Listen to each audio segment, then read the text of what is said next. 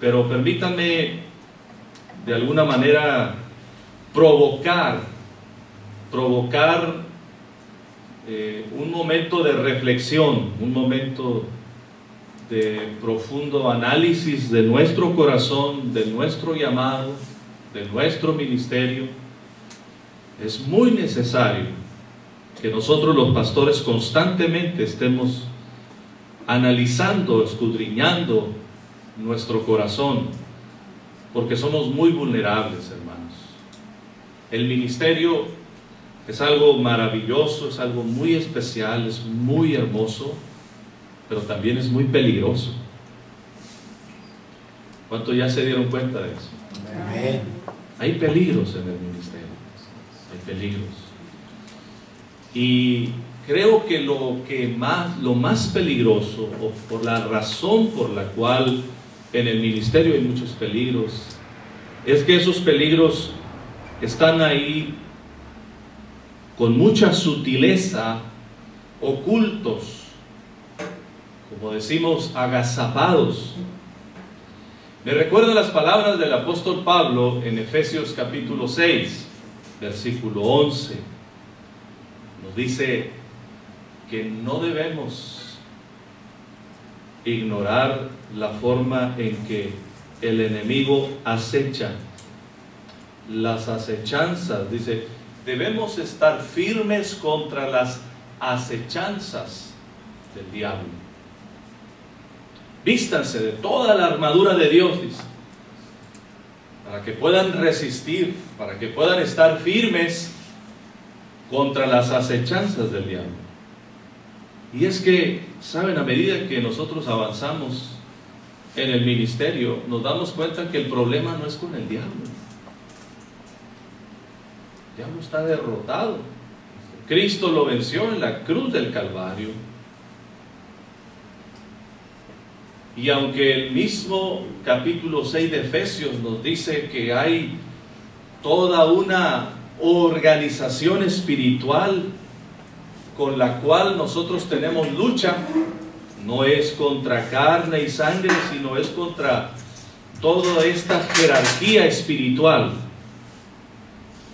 Sin embargo, esa jerarquía y esa organización estratégica que el enemigo usa en nuestra contra, verá, gobernadores, principados, huestes, pero el versículo 11 dice las acechanzas del diablo. Lo que me recuerda a mí que a veces el diablo no necesita estar presente para causar daño, porque la acechanza está presente. La acechanza es algo que está oculto, algo que acecha en el camino y que no lo esperamos. No sabemos cómo y cuándo va a atacar, pero acecha. Una trampa oculta, cuando es pisada, es activada y causa daño. En la cultura, en nuestros patrones de conducta, en nuestros patrones de pensamiento, hay acechanzas ocultas.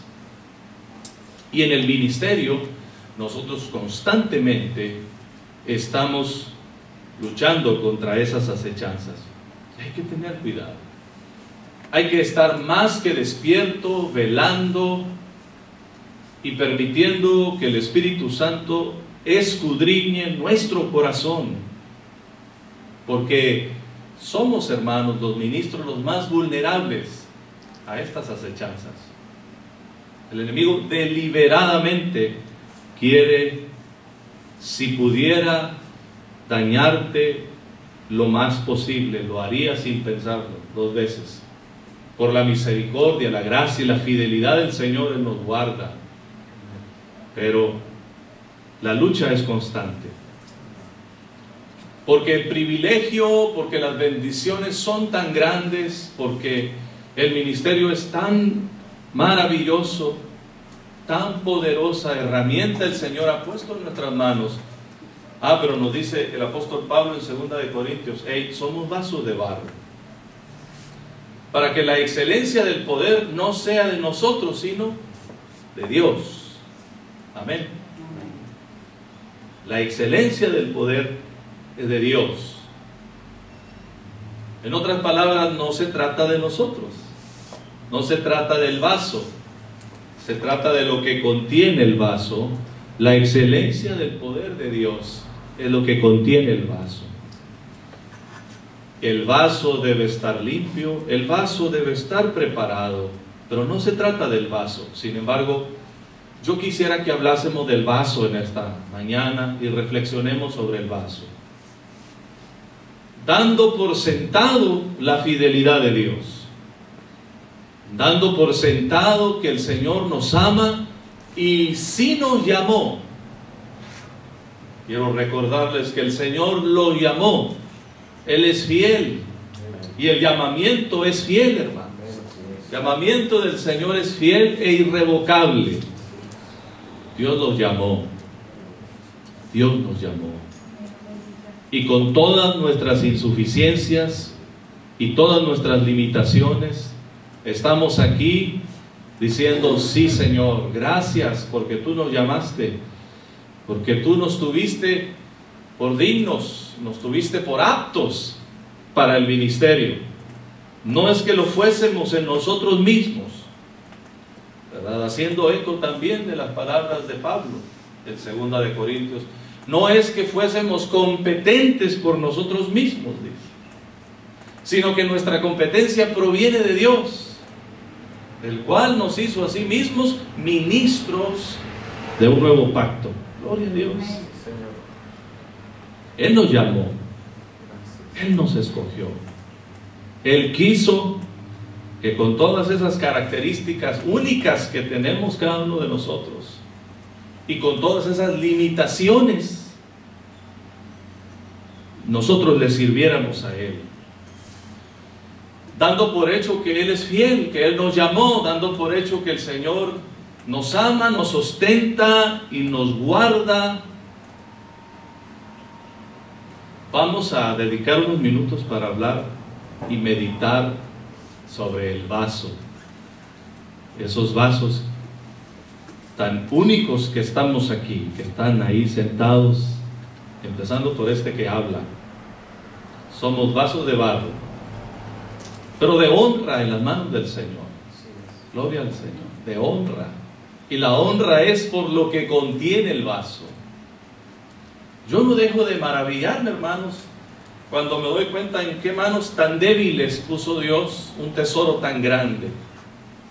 Pero Dios quiso jugársela conmigo y se la jugó con usted también, ¿verdad? Es arriesgado el Señor. Mire que jugársela conmigo. Pero es el misterio. Es uno de esos grandes misterios. ¿Por qué, Señor, me escogiste a mí?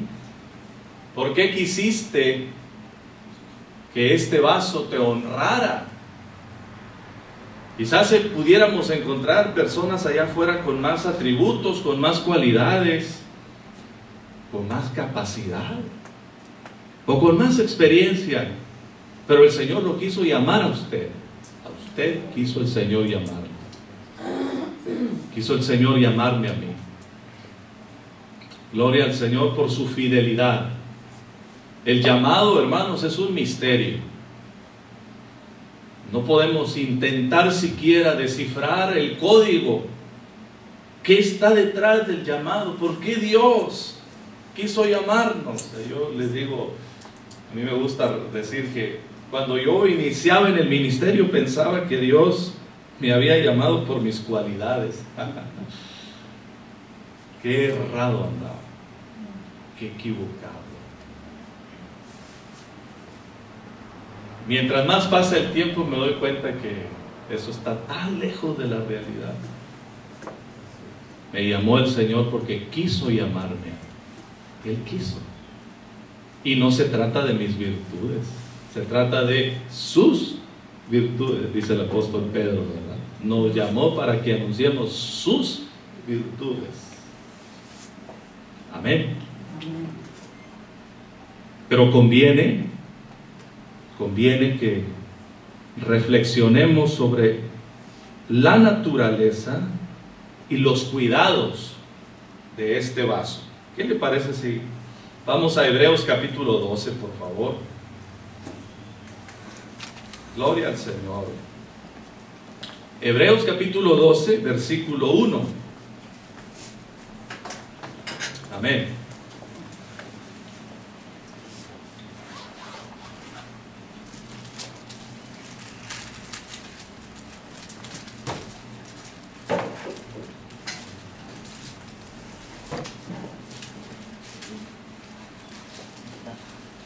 Por tanto, nosotros también,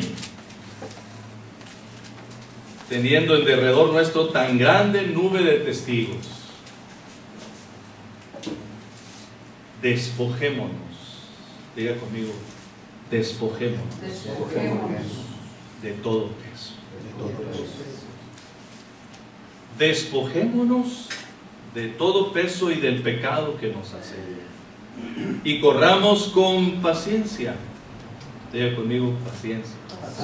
La palabra aquí más certera es la palabra perseverancia, porque nosotros tenemos un mal concepto de paciencia, ¿verdad? Ay, ¿cómo eres paciente? Cuando alguien es lento, así medio atarantado. Ay, ¿con qué paciencia va? No. Ciertamente la palabra paciencia significa perseverancia, el tesón de permanecer, continuar a pesar de, y esa es la palabra que se usa aquí. Y corramos con paciencia, con perseverancia, la carrera que tenemos por delante. ¿Cuántos de vez en cuando levantamos nuestra vista de la pista del ministerio y miramos la carrera que tenemos por delante? ¿Cómo es importante no perder la perspectiva? La carrera que tenemos por delante. Muchos ministros, el enemigo los seduce a mirar la pista que han dejado, el camino que han hecho. Y aunque hay muchos logros ahí, hay muchas satisfacciones ahí, pero qué tragedia cuando el hombre y la mujer de Dios se pierden las bendiciones de mantenerse enfocado en la carrera que tienen por delante. O estamos enfocados en la carrera que hemos dejado, son esa necesidad de estar constantemente recordando los logros, ¿verdad? Que gracias a Dios por todo ello, pero es peligroso cuando nuestro corazón se queda ahí, en el pasado. Otros de nosotros, la lucha es mantenernos enfocados en el aquí y el ahora, el presente, vivir sobreviviendo, ¿verdad? Rodeado de las circunstancias, y nosotros nos ponemos esas gafas del aquí y del ahora, de lo que está sucediendo, e interpretamos la realidad de lo que Dios está haciendo por lo que miramos y por cómo nos está yendo en la feria. Pero miren lo que dice la palabra. Es la carrera que tenemos por delante lo que debe conducirnos con temor y con expectación en el Señor. Amén. Gloria a Dios. Puestos los ojos en Jesús, el autor y consumador de la fe. De eso se trata. Gloria a Dios. De eso se trata. ¿Cómo puedo yo mantener mi perspectiva correcta, no en el ayer, no en el aquí y el ahora, no en las circunstancias? Nos recuerda la palabra de Dios, hay una sola forma: puestos los ojos en Jesús. Amén. El que inició y terminó la carrera, autor y consumador. Él ya corrió esta carrera. Él sabe lo que es estar en la pista. Él sabe lo que es, dice más abajo, el cual por el gozo puesto delante de él, sufrió la cruz, menospreció el oprobio, es decir, tuvo en poco la vergüenza, y se sentó a la diestra del trono de Dios. Dice el versículo 3, tengan en cuenta, consideren a este Jesús, que sufrió tal contradicción de pecadores contra sí mismo, para que vuestro ánimo no se canse hasta desmayar. Que si se cansa el ánimo en el ministerio, ¿verdad? Que si se sienten ganas de tirar la toalla en el ministerio.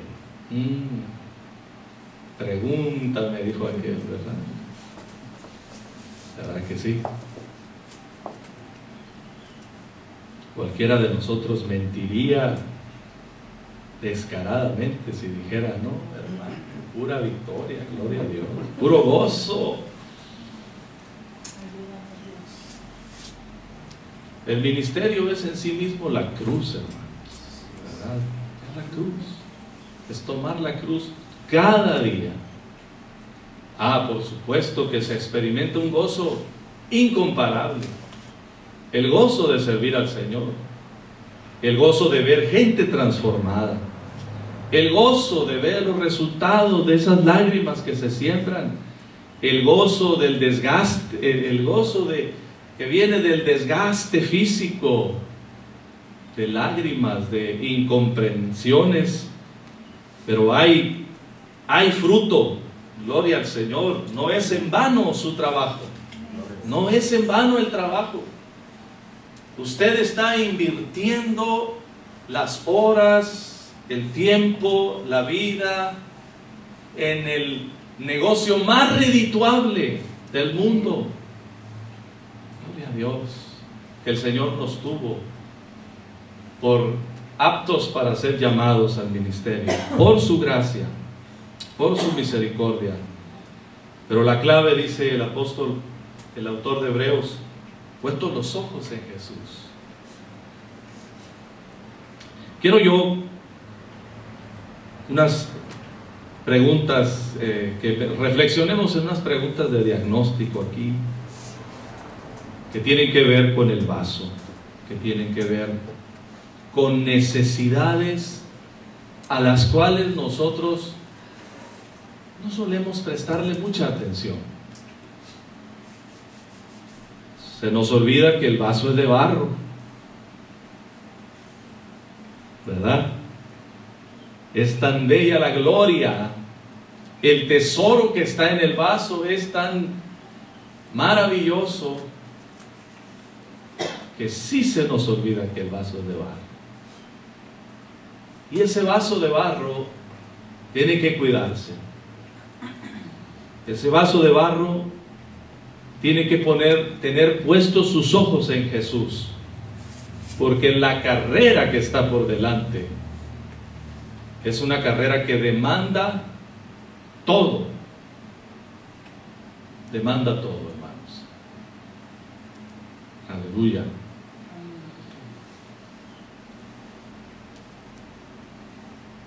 Por ejemplo, nos preguntaríamos aquí, ¿contamos con una persona segura en tu vida a quien confiarle las frustraciones que enfrentas en el ministerio? Es muy probable que ustedes lo tengan, qué bueno. Pero, ¿sabe? La gran mayoría de los ministros no lo tienen. Decimos, yo le llevo todas mis cargas al Señor, aleluya. Y a veces eso, qué bueno que fuera así, pero a veces eso es solamente un disfraz, una forma de esquivar la necesidad de contar con alguien. Por supuesto que la persona más indicada e inmediata sería tu esposo, tu esposa. Y si a más de él, de ella, tuvieses al menos un amigo, un compañero, un mentor, hombre, mujer, a quien confiarle y abrirle a tu corazón, qué cosa tan sana y tan necesaria. El vaso necesita ese cuidado. Somos parte de un cuerpo, hermanos. No por nada el Señor quiso que esta fuese una familia, un cuerpo, porque ahí, en esa dinámica de intercambio, no solamente intercambiamos virtudes, también debilidades. No se trata de aparecer como en una pasarela, bañado por luces multicolores. Vean cuántos dones el Señor le ha dado a su siervo. No, también las imperfecciones, las debilidades, todo eso va junto. Eso nos nutre. Ese intercambio de naturalezas, eso nos hace recordar que somos humanos y que solamente por su gracia y su misericordia. Pero muchos ministros y muchas esposas de ministros que también son ministros no cuentan con esta persona por temor, por desconfianza o por tantas otras razones, ¿verdad? Otra pregunta es, ¿qué es lo que realmente te frustra en el ministerio? ¿Has tratado de mirar profundamente dentro de ti para descubrirlo?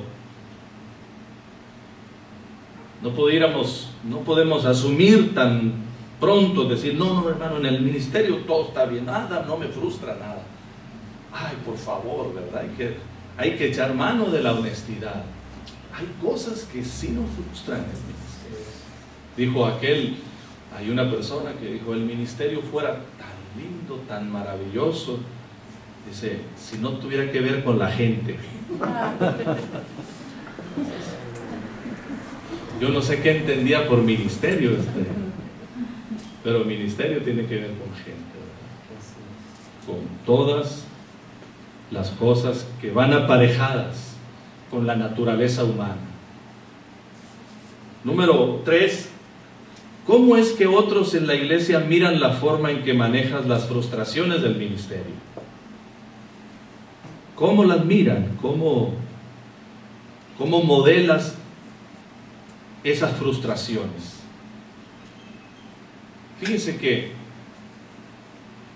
en este renglón específico, una de las tentaciones más comunes en las que caemos los ministros cuando enfrentamos frustraciones es venir y descargarlas aquí, el lugar más inapropiado para abrir nuestra boquita y vertir las frustraciones.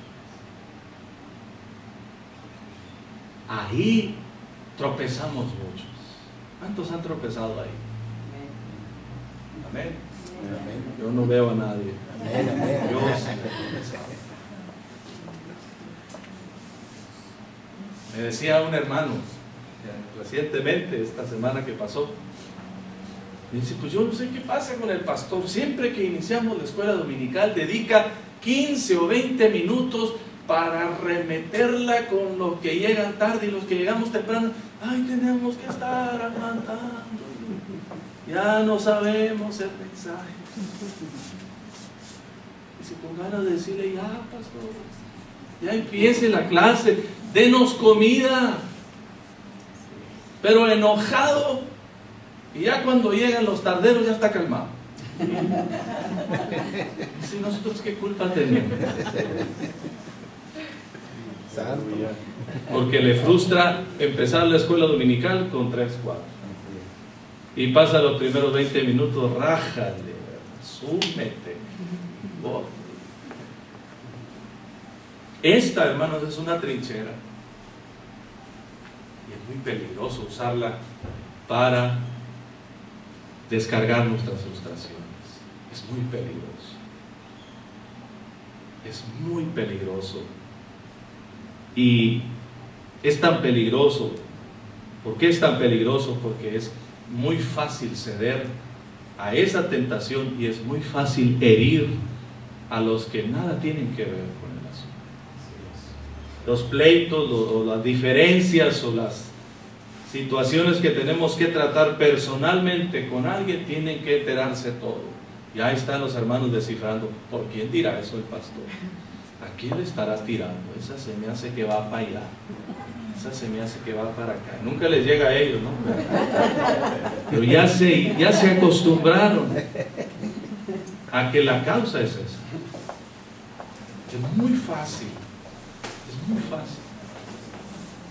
Por eso es tan peligroso. Entonces, ¿cómo es que otros en la iglesia miran la forma en que manejan las frustraciones en el ministerio? Fíjense que es una de las, realmente, que las personas nos vean modelar las frustraciones, es la escuela más, es más significativo que nos vean modelar los triunfos.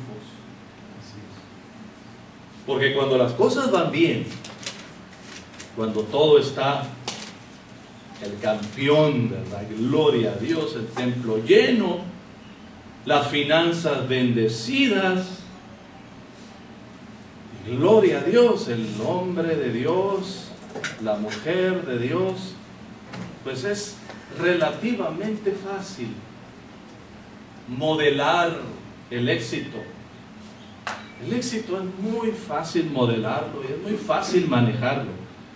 Perdónenme, cualquier tonto maneja el éxito. Perdónenme. Pero las frustraciones, ¿cómo las manejamos? Es ahí donde se evidencia el carácter. ¿De qué está hecho este vaso? ¿Qué contiene este vaso? ¿Contiene la gloria, la esencia, el carácter de Cristo? ¿O estoy muy lleno de mí mismo? Gloria al Señor. ¿Quién piensas que necesitas saber cómo te sientes y cómo crees que deberías comunicar tus necesidades y sentimientos? Cuando yo reflexionaba en esta pregunta, me respondía, ¿quién necesita saber cómo me siento? La primera es mi esposa. ¿Es la cuarta, hermano? Es la cuarta, sí. ¿Quién piensas que necesita saber cómo te sientes? ¿Y cómo piensas, cómo crees que deberías comunicar tus necesidades y sentimientos? Yo me di cuenta que no estaba manejando bien la frustración. Y entonces yo hablaba, arremetía contra la iglesia, contra el liderazgo, contra esto, contra lo otro. Y una vez mi esposa me dice, yo no sé contra quién estás enojado, pero a mí me hace sentir mal. Yo no sé si estás enojada contra mí. Casi me decía, ¿yo qué te hice, desgraciado, verdad?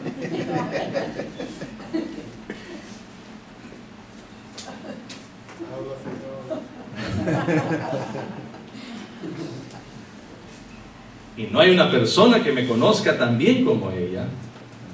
Pero cuando yo hablaba y ella me comunicaba algo y me decía, por ejemplo, un detalle para lo cual yo tenía que gozarme y alegrarme, entonces yo, como estaba frustrado, me sentía, las cosas no iban como yo quería que fueran, entonces yo fácilmente apagaba aquella luz con algún comentario y decía, sí, parece muy bonito, pero esto y esto y esto, y ya le apagaba todo. Yo no sabía, yo estaba hablando de mi corazón frustrado, no sabía que estaba comunicándole un mensaje tan dañino para ella. ¿Cómo manejamos las frustraciones?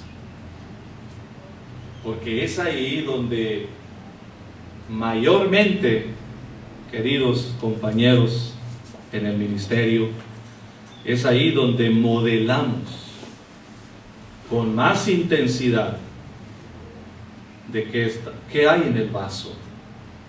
¿Qué hay en el vaso? Entonces voy a solamente repasar las preguntas de diagnóstico. ¿Cuentas con una persona segura en tu vida a quien confiarle las frustraciones que enfrentas en el ministerio? Número 2, ¿qué es lo que realmente te frustra en el ministerio?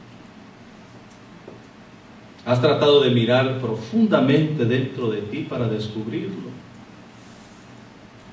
No sea esto la mosca, pues, que echa a perder toda la sopa. Una frustración, algo que esté drenando tu gozo, que esté drenando mi energía espiritual. Tenemos que identificarlo. Que si no se identifica, no se puede combatir.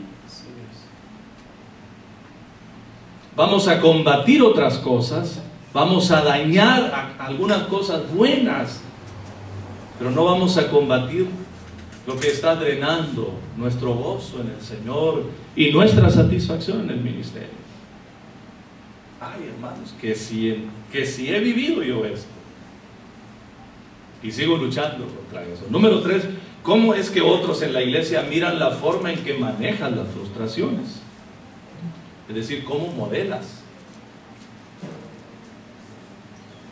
Cansado de escuchar personas que dicen, mi pastor es bien lindo, pero, y aguas cuando viene el pero, ¿verdad? O sea, lo de lindo nomás le ponen un colchoncito porque se va, ahí viene la maroma.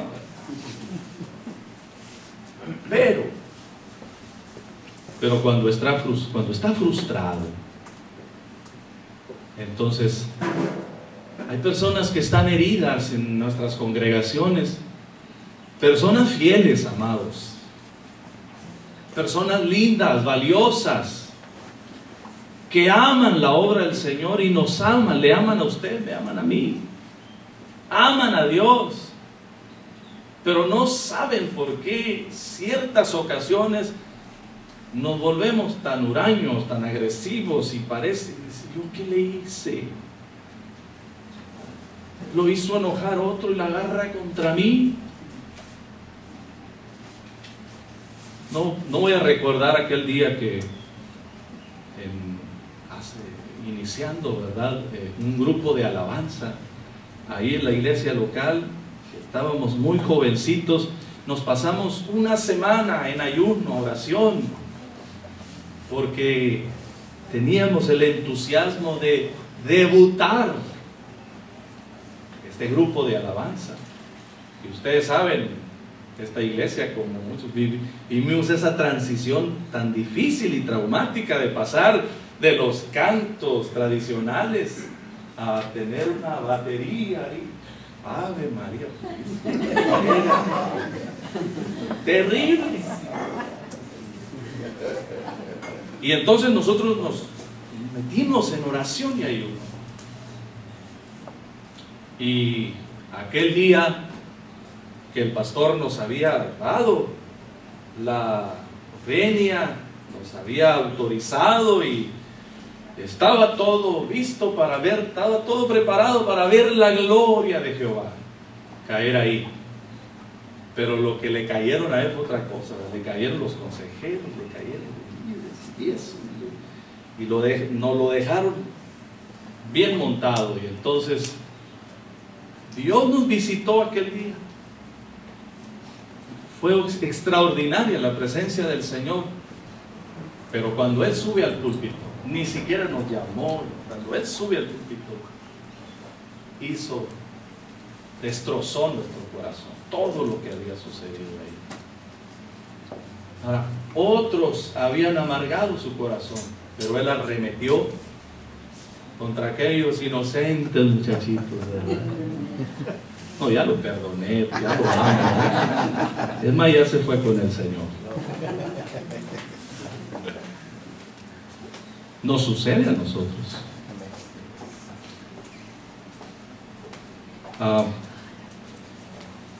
Es tan real la frustración en el ministerio Por aquí hay algunas estadísticas. George Barna y Enfoque a la Familia publicaron el año pasado esta estadística medio escalofriante, por supuesto que de Estados Unidos, que a veces puede ser un poquito diferente el panorama a lo que es México, pero no andamos tan lejos. 1,500 pastores dejan el ministerio mensualmente debido a fallas en el carácter, la moral, desgaste espiritual, pugnas internas en la iglesia, etc. Wow, mucho, ¿verdad? 80% de los pastores admiten que el ministerio ha afectado negativamente a sus familias. ¿Ustedes lo admitirían?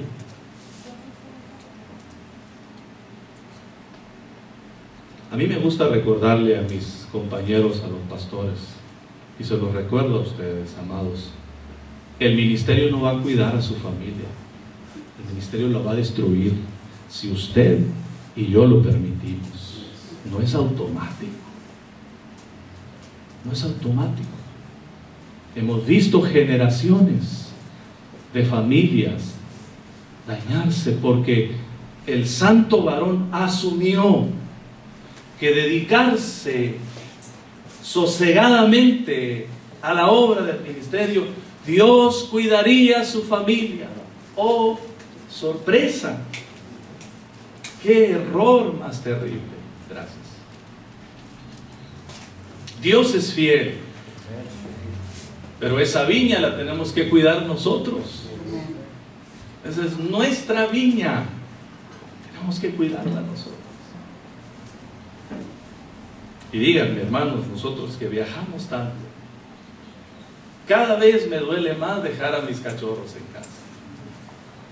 Los junto, los reúno, los bendigo, oro con ellos, les digo que los amo, les digo que son más importantes que el ministerio, y salgo sabiendo que Dios los guarda, está con ellos, ya no son bebés, ¿verdad? Ya son autosuficientes. Al menos eso yo creo, eso quisiera. Pero están en esa etapa donde más necesitan la presencia y la afirmación de papá y mamá. Y cada vez duele más. Y no puedo dar por hecho, ahí te los encargo, Señor.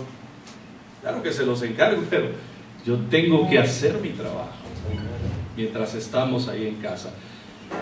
70% de ellos afirman tener una autoimagen más baja que cuando iniciaron en el ministerio. Uf, no te asustes, Raúl. Vamos bien. Gloria. No, papi, no. Aquí no se da eso. En la actualidad, 40% declara tener conflictos serios con los feligreses al menos una vez al mes. Y algunos dirán, ¿al mes? ¡A la semana! En la actualidad, solo un pastor de cada 10 se retira sanamente como ministro en su vejez. 1 de cada 10 se retira sanamente, pastor, con su corazón sano. Aquí está uno, aquí están los 1 de cada 10, ¿verdad? Pero no, que todavía le cuelga rato, ¿verdad, hermano? Pero aquí tenemos un ejemplo. Miren, se estima que el 70% de los pastores dejarían el ministerio si encontraran un trabajo que les redituara igual o mayor precio, o mayor sueldo. 50% de los pastores están tan desalentados que dejarían el ministerio inmediatamente si no fuera porque no tienen otra forma de ganarse la vida. Esto es desgarrador. Ahora, les habla quien vive con ellos todos los días.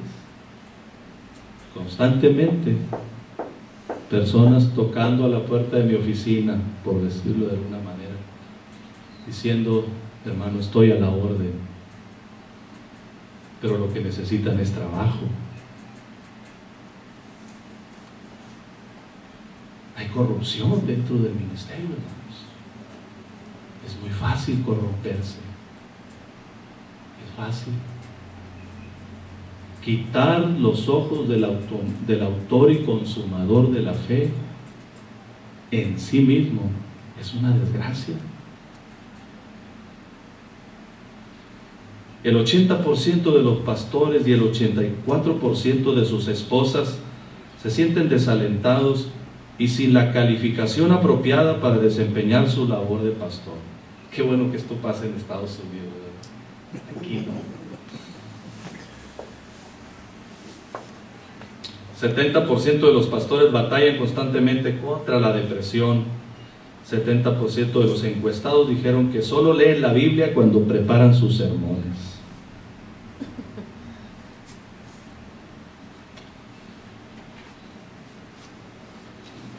Hay un extraordinario libro que leí hace unos meses. Lamentablemente no está escrito en español, creo todavía. El autor es el doctor Charles Stone. Y el libro se llama Los 5 asesinos ministeriales. 5 asesinos ministeriales. Son las 5 cosas más destructivas para los ministros. ¿Quieren escucharlas? ¿Quieren escucharlas o aquí oramos de una vez? Bueno, se los voy a compartir. Él menciona, el primero de estos es el síndrome del avestruz. ¿Cuál es el síndrome del avestruz? Esconder la cabeza en la arena, ¿verdad? Niega que exista problemas. Este hombre, pastor, serio, estudioso de la conducta de los ministros, también hizo una encuesta con miles de pastores. Y la encuesta revela que nosotros tenemos una proclividad, los ministros, algo peligrosa, este síndrome de decir, no está sucediendo nada. Por fe, declaro que no pasa nada. Ándale, qué fe, ¿verdad? Y decimos, es que en fe yo declaro las cosas como si no existieran. Momento, la palabra de Dios dice que Dios llama las cosas que no son como si fueran, pero no es a la inversa. Nosotros creemos que Dios, podemos llamar las cosas que son como si no fueran, pero no dice eso la palabra de Dios.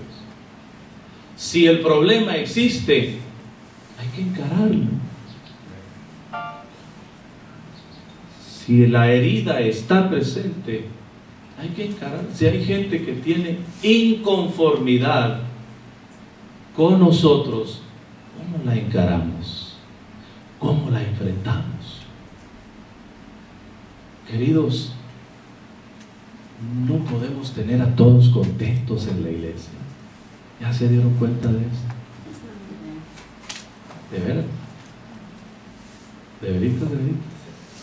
¿Ya se dieron cuenta? No todos van a estar contentos. Yo lucho constantemente con esto, hermanos. Yo quisiera que todos estén contentos. Y es una de las cosas que más me desgastan a mí. Porque yo quiero que todos estén contentos. Pero me doy cuenta que esto es parte de la naturaleza humana que quiere esa retribución, esa satisfacción. Los tengo a todos contentos. Todos me aman. Me decía la esposa de un pastor recientemente, ay hermano, ¿no será que nos puede cambiar a otro lugar donde sí nos quieran? Le digo, pues la van a querer el primer año, pero en el segundo van a empezar y peor va a ser a lo mejor. Y le digo, y si ustedes no aprueban esa asignatura, aquí van a ir a comenzar de nuevo. Y Dios les va a decir, a ver, mis siervos, la materia que reprobaron acá, ahora van a ser extraordinaria aquí.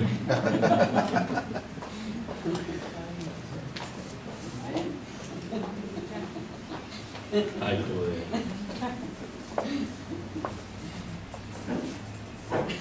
aquel pastor que dice, hermano, yo tengo 20 años de experiencia y he estado en 20 iglesias. No, no tiene 20 años, tiene un año, repetida 20 veces la experiencia. No es ni con extraordinarias ha pasado.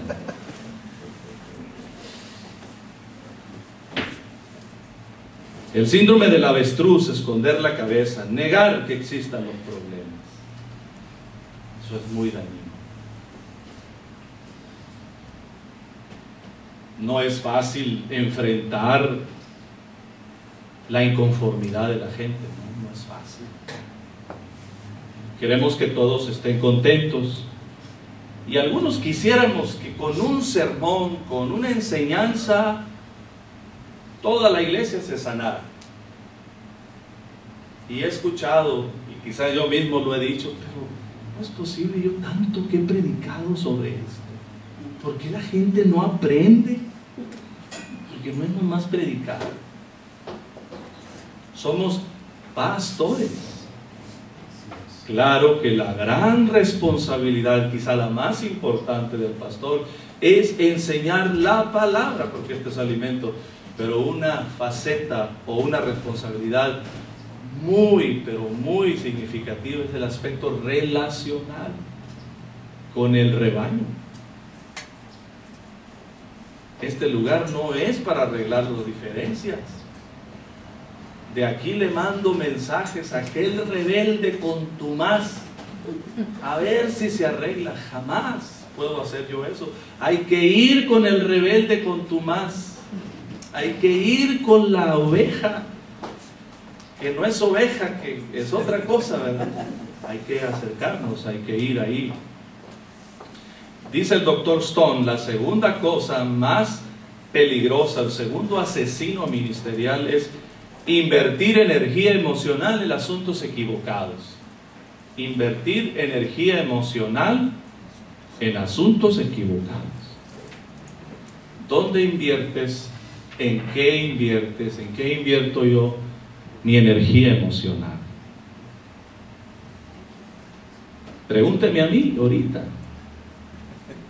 A mí me desgasta no el trabajo administrativo en sí mismo, las implicaciones que tiene ese trabajo administrativo. Es desgastante. Se dice que en las iglesias en Estados Unidos, por supuesto que aquí en nuestro país, en nuestro medio, en nuestro entorno, es semejante, es muy desgastante esas implicaciones administrativas. Yo le digo a mi oficina, a mis asistentes, al contador, a mi asistente, a mi secretaria, cuando yo tengo una reunión de oración, tengo una célula con pastores de la iglesia, 9, 10 pastores, nos reunimos constantemente 2 o 3 veces por mes para orar, para platicar, y yo les digo, prohibido sacar un estado de cuenta y entregarlo ahí, porque me echan a perder el asunto. ¿Qué sienten ustedes cuando les llega el estado de cuenta? Se acabó el gozo. Esas implicaciones drenan nuestro gozo y a veces invertimos mucha energía emocional en esto y nos drenamos. Se va el gozo. Ahora, hablando en el escenario en el cual nosotros vivimos en la congregación local, ¿en dónde estamos invirtiendo nuestra energía emocional? ¿En aquello que nos llena o en aquello que nos drena?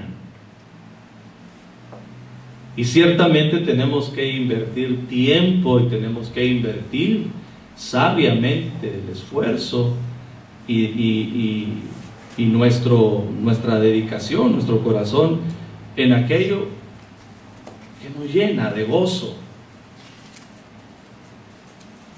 Número 3, porque el tiempo vuela. La tercera cosa, el tercer asesino ministerial, dice el doctor Stone, que es una respuesta inadecuada a las frustraciones del ministerio. Una respuesta inadecuada a las frustraciones del ministerio. Ya hablábamos sobre eso. ¿Contra quién arremetes tú, pastor, cuando estás frustrado? ¿Contra quién arremetes tú, pastora, cuando estás frustrada?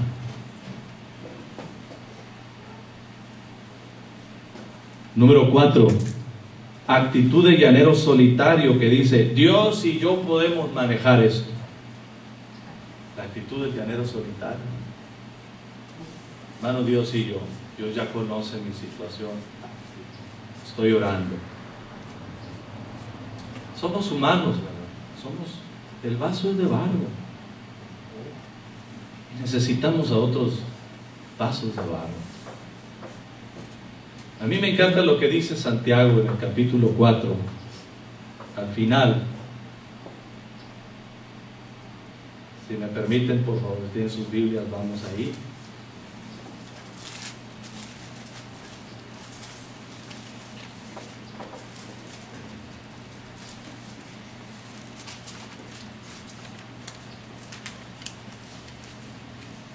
Perdón, es el capítulo 5.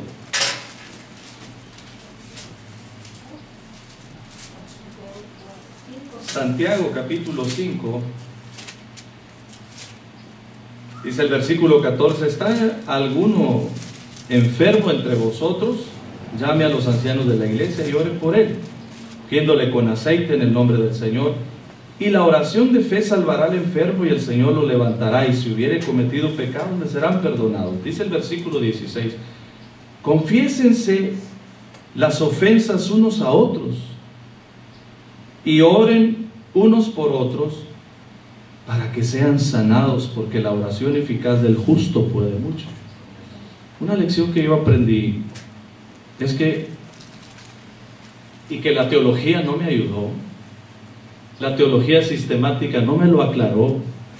Pudo haber sido así, pero no me lo aclaró hasta que lo viví en la experiencia. Cuando nosotros confesamos nuestras ofensas a Dios, somos perdonados. Pero cuando nosotros confesamos las ofensas unos a otros, somos sanados. Y a veces nosotros tomamos esa actitud de, no, yo voy a ir al Señor y yo y Dios vamos a tratar esto. Pero la herida sigue ahí. Y una de las formas favoritas del enemigo de manipular la conducta es por la herida. Hermanos, yo veo ministros fabulosamente preparados, muy inteligentes, muy capaces, pero están atados en el corazón. Algo ahí está atado. ¿Con qué razón Proverbios 4:23 nos recuerda? Sobre toda cosa que cuides, cuida tu corazón. La teología. No. ¿Cuida qué? La doctrina. No, tu corazón. Tu corazón. Porque de él mana la vida. El corazón es el asiento de la vida. Y yo puedo tener cantidad de información aquí. Puedo ser una fiera en la teología y en la doctrina, pero si mi corazón está atado por la herida, es muy fácil que Satanás manipule la conducta por la herida, y ahí vamos dando traspiés por la vida, tomando decisiones equivocadas. Decimos, ¿qué pasa? ¿Qué le pasa a este siervo, a esta mujer tan capaz, tanta experiencia? ¿Por qué está haciendo eso? ¿Por qué dice eso? Si es tan inteligente, su corazón está atado. Y las decisiones que tomamos, no las tomamos por lo que sabemos, sino por lo que sentimos. ¿Verdad? Así es. Un corazón sano en el ministerio, pero sobre todas las cosas, que seamos capaces de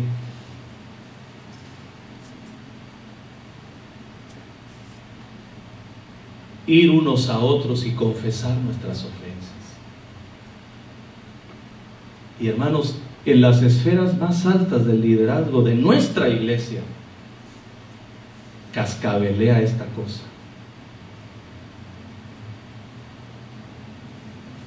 Yo me muevo ahí, no es posible. Y he tenido, platicando con algunos de ellos, y me platican, ¿verdad? Porque la cosa más fácil es encontrar, a ver, sobre quién vierto esto. Y cuando yo escucho eso, le digo, por cierto, ya fuiste y hablaste con este hermano. No, sí, pero no.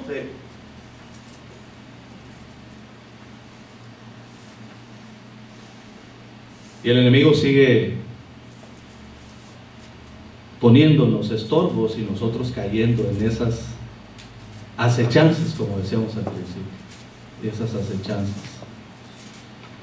Entonces, qué necesario es que tengamos la disciplina unos a otros, de reunirnos, confesarnos unos a otros, poner en práctica el principio de Mateo 18, confesarnos unos a otros.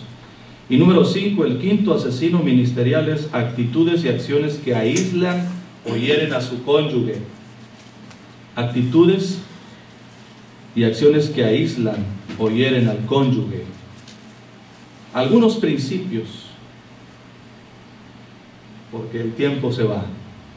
Algunos principios que nos van a ayudar a combatir estos asesinos ministeriales, a mantener a raya estos síndromes, a cuidar este vaso de barro, cuidar este vaso,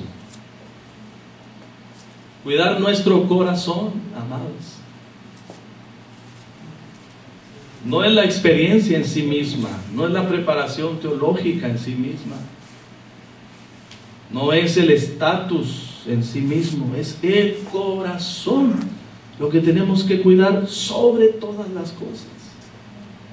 El corazón de este vaso de barro, este ministro, y el de tu esposo o esposa, por supuesto. Es un mismo trabajo.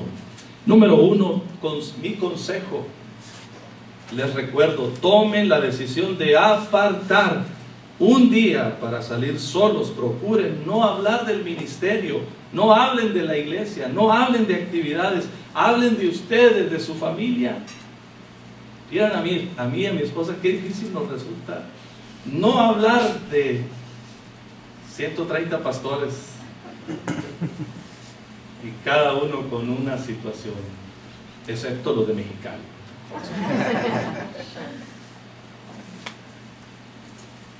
Tomen la decisión de apartar, santificar ese día. Y subrayo esa palabra, porque eso significa santificar, apartarlo, consagrarlo. Nosotros tenemos el San Lunes también apartado. No siempre es posible, ¿verdad?, regocijarnos en él, pero tomamos esa decisión. ¿Ustedes ya tomaron esa decisión o solamente cuando se puede? Tomen ese día. Decídanlo juntos, hagan un pacto. Proteja a su cónyuge de las aproximaciones de personas del sexo opuesto. Protéjanlo. Ustedes, hermanas, esas hermanitas que les encanta, me gustaría hablar con el pastor, pero a solas. Vaya y métase ahí. Hay algunas personas que no se dan cuenta, algunas hermanas no se dan cuenta la necesidad que tienen de afirmación masculina, no están conscientes de lo que hacen, pero siempre están buscando platicar con el pastor. Son de esas que se acaba la reunión y lo agarran aquí en el pasillo y el pastor ya no pudo saludar a la congregación porque aquí lo acaparó. Y eso es constante. Usted intervenga, esposa. Vaya y métase ahí, en medio, salude. Recuerde, querido, tienes que ir a saludar a los hermanos. Yo le pedí a mi esposa que intencionalmente hiciera eso. Y le dije, especialmente con algunas, ¿verdad? Y aprendió muy bien. Tanto que cuando no quería que lo hiciera, de todos modos lo hacía. Porque es protección. Nosotros, el pastor siempre tiene esa, ay, pobrecita esta oveja, esa hermana. Hermanos, las situaciones que hemos tratado, dolorosas, de falla moral, no comenzaron de la noche a la mañana. No fue un asunto de la noche a la mañana. Fue algo gradual, que se fue acentuando. Fuimos descuidando esa situación. Dentro del ministerio, esto es muy fácil que se esconda, se disfrace. Hay que tener mucho cuidado de eso. Número 4, dígale no a la invasión, cuando visite o dé consejería pastoral, procure siempre hacerlo con su cónyuge. Este es un principio universal, pero nunca está de más recordárselo. Amén. Dígale no a la invasión de las personas en su círculo familiar, especialmente en días o actividades que han reservado para estar con su familia. Las personas siempre van a tener necesidad. Las personas siempre van a buscar al pastor. Siempre habrá necesidad, pero el error más peligroso que podemos cometer nosotros es permitir que esas necesidades, siempre estando ahí, interrumpan nuestro tiempo familiar. Aprenda a decir no a invitaciones o compromisos que absorben su tiempo y terminarán agotándolo sin ningún resultado. Mire, lo que nos cuesta a los pastores decir no puedo. Pero es que usted es el pastor. Aquella anécdota que escuchamos, ¿verdad? De aquel hermano que llegó con el pastor, tocó la puerta y no salió, y era un San Lunes, y estuvo ahí 15 minutos y no salió. Y entonces se fue esta persona muy indignada y muy triste, y el día de la reunión se acerca y le dijo: pastor, fui a buscarlo a su casa y no me abrió, no estaba ahí. ¿Pero por qué no me atendió? Era mi día de descanso, estaba con mi familia, les he prometido a ellos estar con ellos, discúlpame. Es como si no hubiera estado en casa. Le dijo: pero es que yo llevaba una necesidad, necesitaba hablar con usted. Me hirió, me afectó tanto, el enemigo me ha estado diciendo tantas cosas que me vaya de la iglesia. Y le dice: ¿y usted sabe cómo es el diablo? Le quiso poner manita de coche. ¿Usted sabe cómo es el diablo? Sí, le dijo. Claro que sé cómo es el diablo. Y si yo le hubiera atendido y no hubiera dedicado tiempo para estar con mi familia y para reposar, ahorita usted estuviera hablando con el diablo.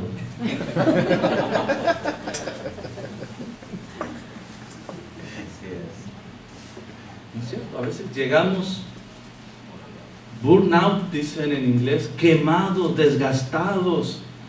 En toda la semana no tomamos tiempo para estar con los nuestros, para reposar, para descansar, para estar con el Señor. Y llegamos desgastados al siguiente domingo o a la siguiente actividad, y la gente necesita alimento, necesita nutrirse. ¿Y qué? ¿Y con quién se encuentra? Con el diablo.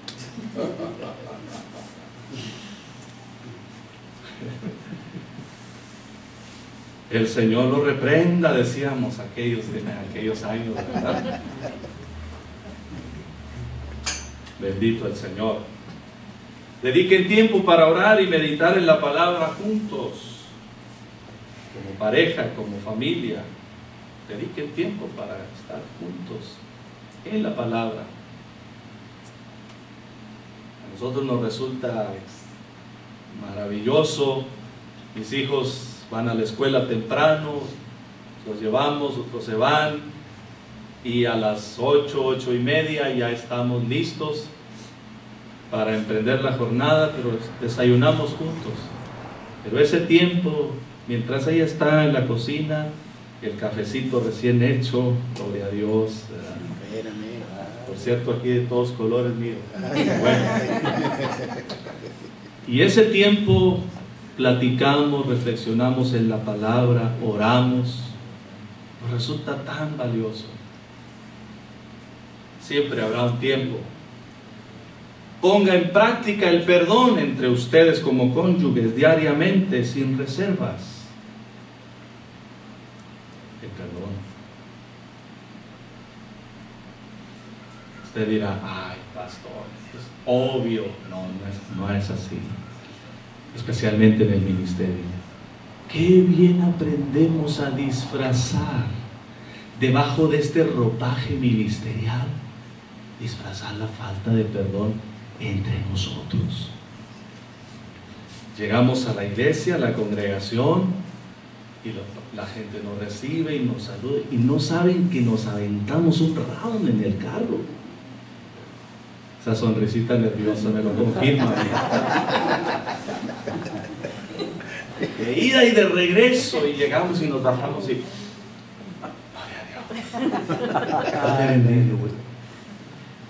nos ponemos el ropaje y la careta ministerial, y ahí él va, el siervo de Jehová, el ungido, se sube a compartir y predica, y la esposa está ahí.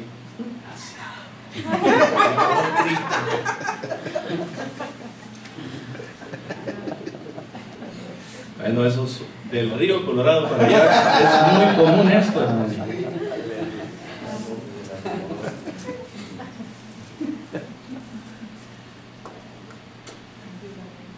Enfrenten el enemigo llamado silencio. Nunca se apliquen ese castigo, hermanos, porque ese es hacerse el harakiri, la ley del hielo. No le hablo, no le digo, lo castigo, la castigo.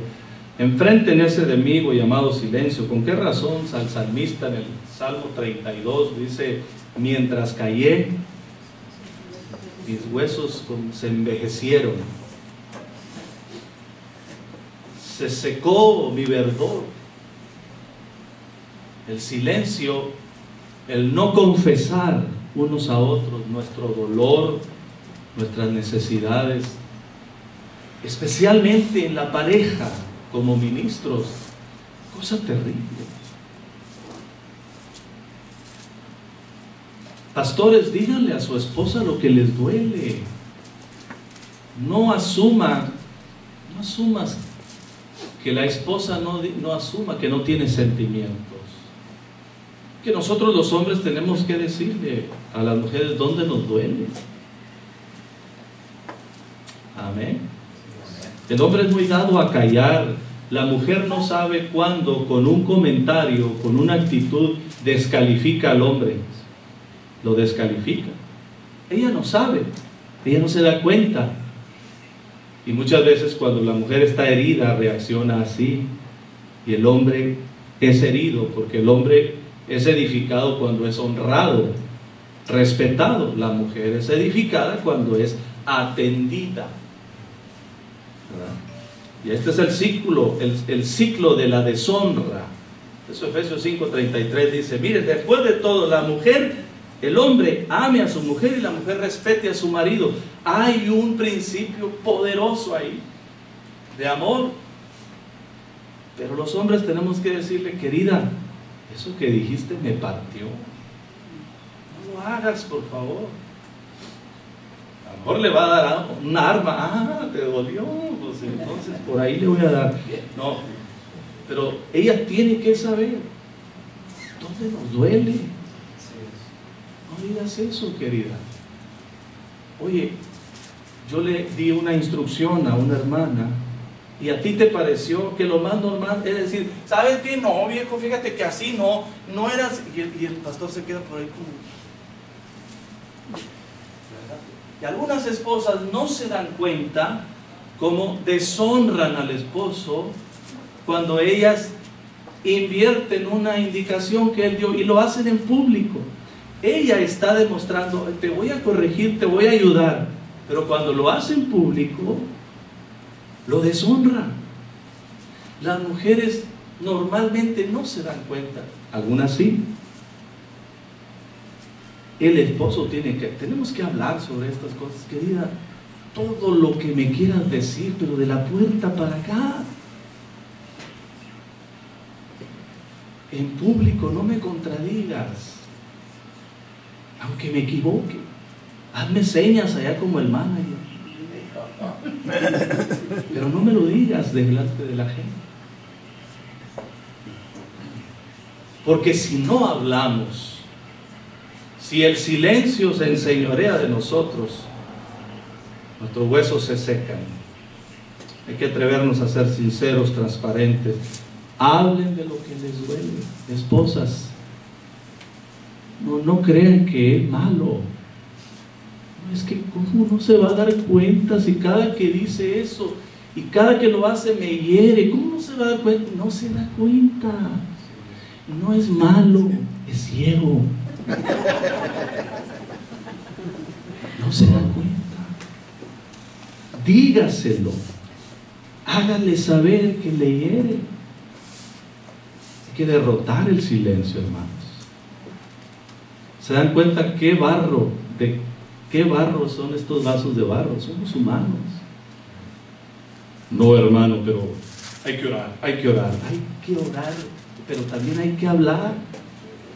Es que arropamos todo con esa falsa pretensión de espiritualidad. No, vamos a estar orando. No, Señor. Hay que hablar. Hay que bajar la guardia. Hay que ser vulnerables entre nosotros y permitir ser sanados entre nosotros. Gloria a Dios. Terminando, demuéstrenle a sus hijos que ellos son más importantes que el ministerio. Díganselo, recuérdenselo y demuéstrenselo. Para mí el ministerio es maravilloso, pero ellos son más importantes. Cada salida yo les tengo que decir lo mismo, y cuando llego se los afirmo.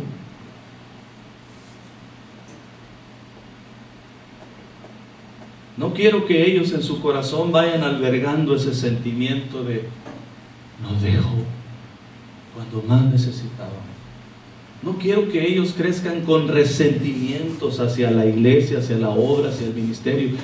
Yo, en el nombre del Señor, profetizo y declaro sobre ellos que ellos son siervos del Señor, que ellos aman la obra del Señor, pero yo tengo que ocuparme de afirmar esto en su corazón. Mantengan ese cerco de protección alrededor de ellos, de ustedes, mediante la oración. Cultiven amistad con otras parejas pastorales. Yo creo que no tengo mucho que hablar aquí sobre esto, ustedes lo hacen, pero nunca lo tenga en poco. Ay, si se puede, no, dedique tiempo a eso. Que le cueste una comidita china, invitar a otro. Aquí está un voluntario. Y aprendamos la disciplina de dar cuentas a mentores maduros. El asunto de la mentoría es una asignatura dentro de la iglesia de Dios, entre nosotros, es una asignatura muy rezagada. Tenemos que intencionalmente provocar, propiciar, dar cuenta unos a otros, ser y buscar mentores, amigos en Cristo, compañeros de pacto, que nos escuchemos. Ustedes son un lindo equipo, hermanos. Habiendo estado aquí, conociéndolos, viendo lo que Dios está haciendo, ¿verdad? Doy gracias a Dios por lo que en ese terreno y en otros se está logrando acá. Pero nunca es suficiente enfatizar de la importancia en esta área. Quiero que le tomes la mano a tu esposa, si está contigo. Si no está tu esposa, no se la tomes a nadie. Si no está tu esposo, ¿verdad? Quiero orar. un momento con ustedes y por ustedes. Aleluya. Padre, estamos en tu presencia, Señor. Estamos cobijados bajo tu gracia, bajo tu favor, bajo tu misericordia. Señor, yo bendigo a estos hombres y mujeres, estos vasos de honra en tus manos, Señor. Bendigo sus vidas, bendigo sus familias, Señor. Declaro que el favor,